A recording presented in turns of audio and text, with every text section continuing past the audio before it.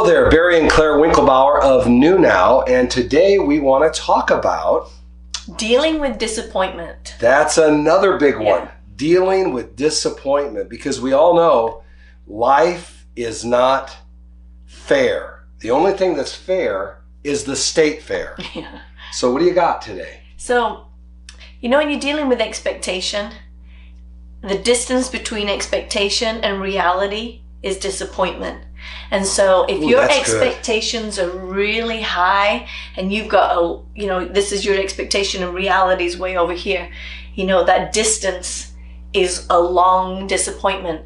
But if your expectation, you don't really have high expectations and you don't put people on a trip and you're not trying to, put way too much on a situation than what is necessary, and you really don't have high expectations and then reality's here, not much disappointment. Not much disappointment at all. But that's only if you're setting out, and we talk about don't have high expectations. But if you're already dealing with disappointment, again, very difficult to navigate through that when you're hurt.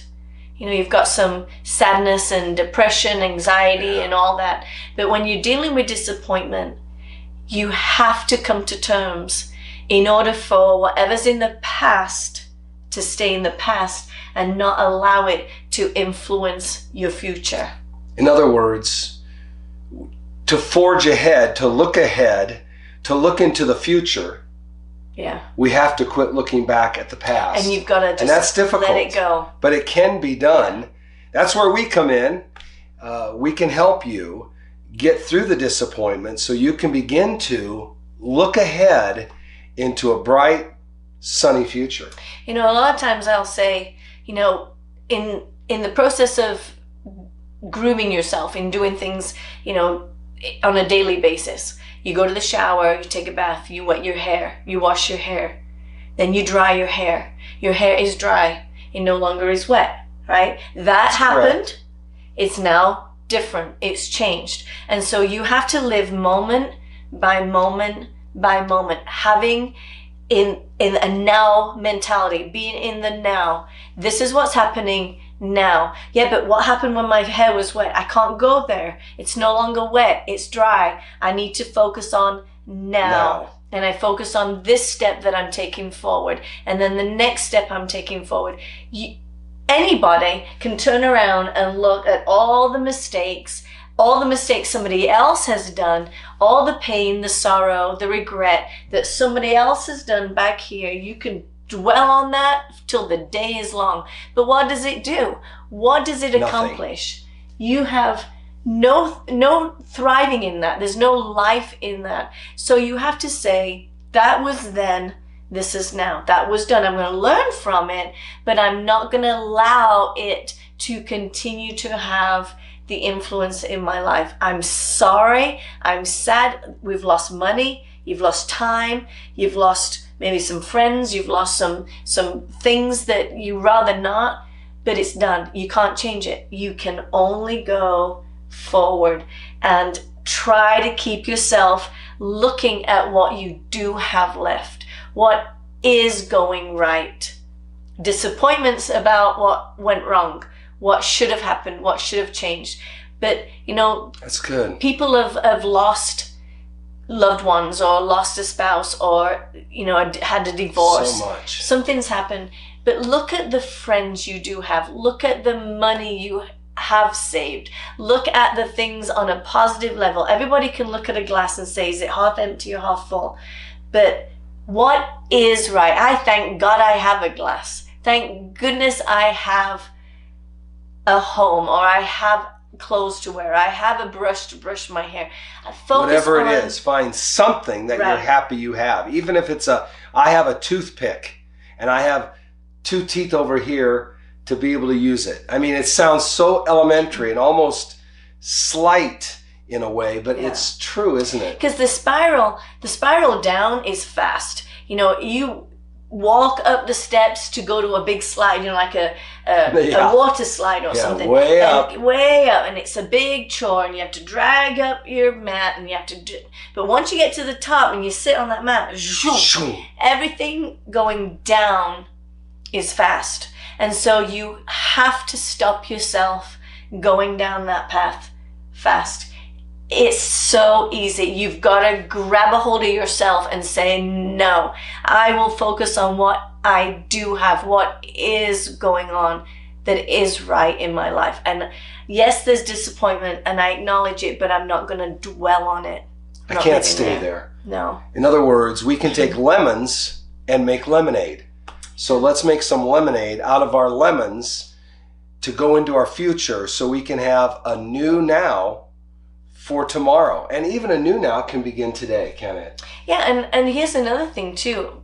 Things that we deal with in life that have caused us disappointments and you wish you would have done it differently.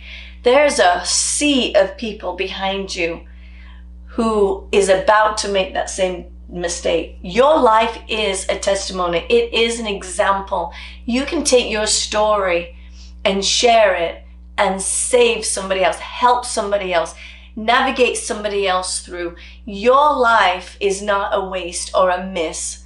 You can actually hit that jackpot and hit that bullseye if you take your story and turn around and help somebody else who's coming down that pike. You've got a experience that somebody else is needing in your life, in their life. It's all about helping others. If it's just about helping ourselves and stopping there, I don't know, that seems kind of selfish, doesn't it? But if we can then turn around and say, hey, don't go that way, don't go. Yeah. And you might get 1 out of 100 or 1 out of 10 saying, or maybe 10 out of 10 saying, I'm following you. And what a feeling of achievement, really, isn't it? Yeah. To help someone else get to the place that you are now. You know, we're an avid believer in divine appointments or fate, as people may say that, and nothing happens by chance. That things offer a reason. And you know, we know all things work together for good for those who love God and are called according to his purpose. And we love him. And there's, you know, and people that don't believe in God, but there's still a fate, there's still a direction in life. You know, you meet people for a reason, things happen for a reason. And so if you can look through that disappointment and say, okay, what can I still glean from this that can change me? You know, being really hardened because of a situation is not all bad. We need to have thicker skin.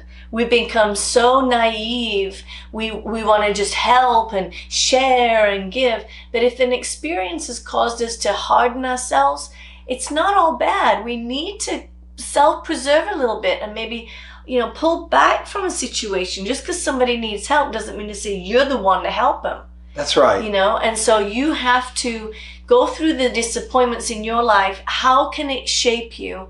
How can it help you? Obviously to make you better, but not necessarily a walking mat for everybody else to walk on. You can still glean and become stronger and become better. Even if it don't always look better, being harder is more like, you know, I'm more weathered, I'm more seasoned, and I'm not just going to jump at the need of somebody else. And it's okay. It's okay to feel that way. Especially when you're trying to get your needs met and you're trying to get to the place that you need to be. Yeah. You got to get inside the boat before you can help someone else that's screaming, help, help, help, help, help out in the water, right? I mean, there's a balance to all of it. You don't want to be too selfish, but you don't want to be so selfless that you are a walking mat and let everybody else take, and then you're left with nothing. So there's a balance, and getting that character inside to be in balance takes experiences, and disappointments come with it. We just don't want you dwelling on it. We don't want you stuck in it. We don't want you staying there and you know, that's not just your lot in life and that's just who you are. You're going to take that experience and change and glean and make your life better because of it. I really like what you said is what the distance between expectation And reality is disappointment. I think that is absolutely something we need to remember all the time. And a lot of times, we have 4 children, and I've told my children before, like, we're going to it's somebody's birthday and we're going to go out for the day, and I've said to them, if you have 0 expectation, we're going and there's going to be fun things, but don't put your expectations so high. Just enjoy the moment. Walk in to whatever place we're at and take it all in, enjoy every moment, and look around and see what you can enjoy and what's not really quite what your cup of tea, but you enjoy it, and allow yourself to enjoy everything. But if you have such a high expectation of, we're going to go to the pizza machine, and there's this high expectation, it's going to be this, and this, and it doesn't quite happen that way, guess what? You get disappointment. Instead of enjoying everything of what is there, what is going on, how it works well, and maybe this ride doesn't work, and maybe this one does, and I really had my hopes set on that, but it doesn't work. Because life happens, right? Things don't always work out the way you want it to. But if your expectation is lower, and you go and decide, I'm going to enjoy all of it, and whatever it happens. Disappointment is less and less and less, to almost none. Almost none. Yeah. We here at New Now can help you, newnowlifecoaching.com. And remember, subscribe, ring the bell. Yeah. Pass it on to someone. Send it to someone that you might say, I don't need this kind of help in the area of disappointment, but I know someone who does. Send them, right, these wonderful teachings. Yeah.